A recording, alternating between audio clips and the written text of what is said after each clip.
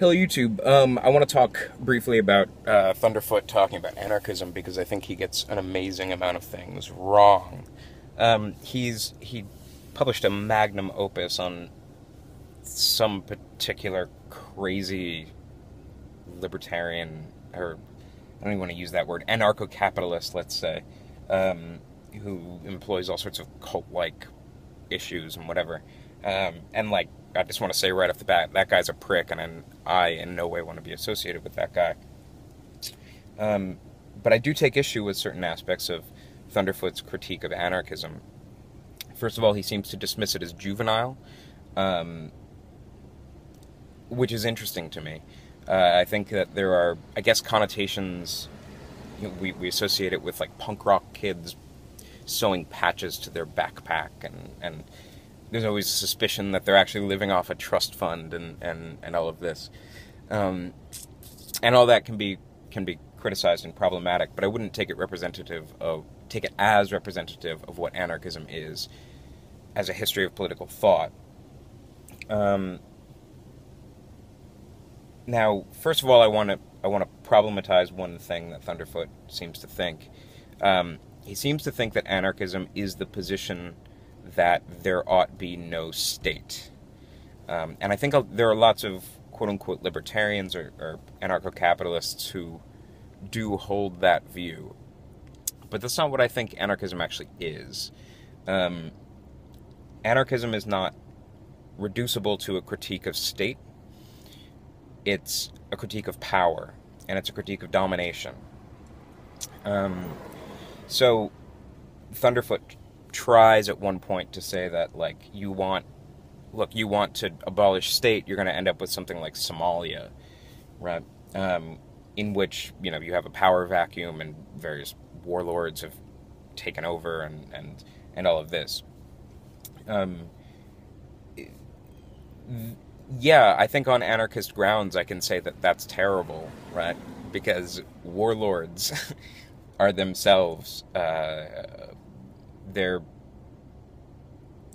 they are representative of a certain kind of domination, a very violent kind of domination, and I think that on anarchist grounds you can condemn them, right? And you can condemn such a society. It seems to me to be absolutely facile to take Somalia as being representative of anarchist values or something, or what an anarchist society would look like. It's another thing is that I don't think that anarchism is actually about laying out the vision of a future society. What anarchism is to me is a critique of power, and it's the fundamental stance, or it's sort of an ethical stance, that systems of power are not self-justifying, and if you want to leverage power over another person, you need to provide a reason, right? So to leverage power, you take on a burden of proof. That doesn't mean that all forms of power are illegitimate, right? But it means that we should be vigilant in questioning and in dismantling systems of power that are illegitimate. Many anarchists are in principle against the state, but I don't think that anarchism is reducible to that position. This is also why, there are plenty of things that the government or the state does that are not modes of domination. Building roads, right? I drive on roads. I'm in my car right now, right? There are plenty of things that the state does that are fine, right? And good, even, right? And I think that on anarchist grounds you can say that, right? Not everything that the state does is bound up with a system of domination, necessarily. Or at least can be disarticulated from talking about domination. That might sound naive to some people. Maybe there is a way that you can talk about building roads as a system of domination. I don't know. I don't really want to get into it. But the point is that I don't think that everything that the state does is unilaterally bad, particularly like the welfare state, particularly, you know, helping women and children who are underprivileged, and like all those kinds of things that the state does are good. And I think that the firm stance that we should simply abolish the state entails that you just cut those people off and leave them to die in a terrible way. So I wouldn't take that stance, and I don't think that's a particularly anarchist view, actually. Now, I'd like to ask Rob about this, Unseen Perfidy, because he's somebody who thinks about this much more than I do. But I don't like the fact that the debate between Thunderfoot and whatever that guy's name is being framed as a question of the state.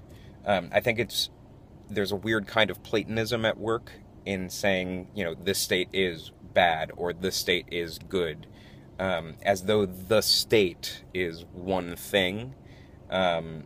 It seems to bring to mind a kind of monolith.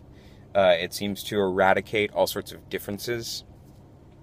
I don't think every agency in the government supports the same policies or the same ways of enacting those policies, or the same... I don't think that they all hold to the same ideology. I don't think that they all operate the same way, right? There's... If you start to sit down and look at everything that you are referring to when you talk about the state, it becomes very difficult to take a claim like the state is bad or the state is good seriously. It's not one thing. It's also not...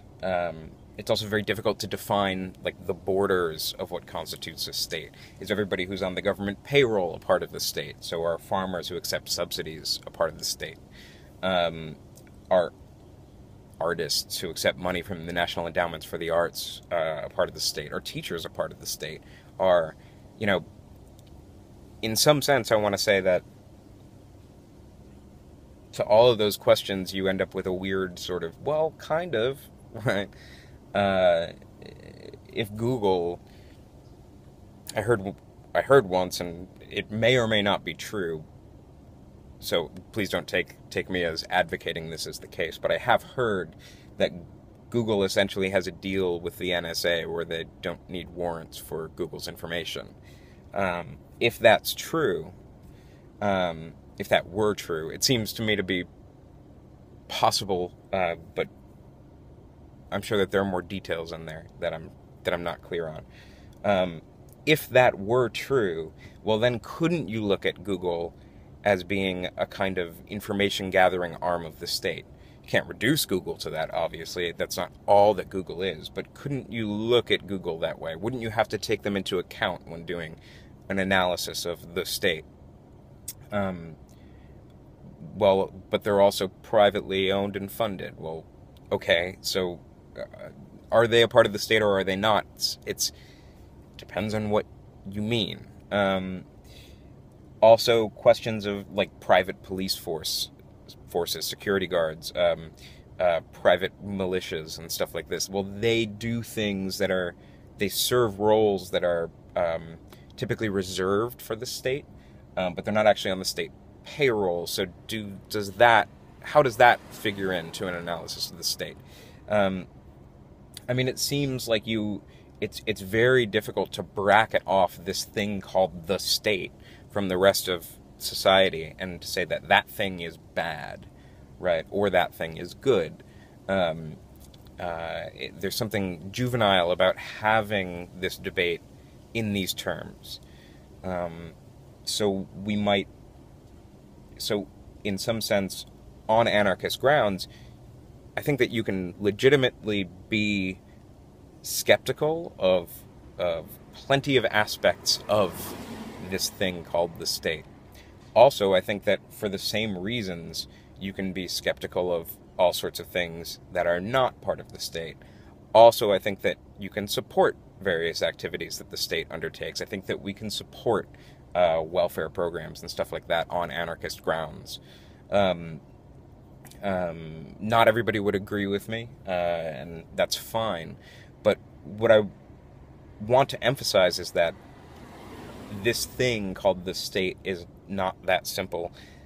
Whatever anarchism is not that simple. It's also not as, there is a tradition of political theory that uses the word anarchist and takes it seriously, and takes on that mode of criticism in a systematic and worthwhile way. So I don't want. It bothers me when people it bothers me when people take these ideas and claim that they're juvenile, or claim that you are complicit in the state, so therefore how can you be an anarchist? What does that even mean, right? All of these sort of, like, do you really think that anarchists don't have rebuttals to those criticisms? I mean, they seem so facile. So yeah, thank you and have a good day.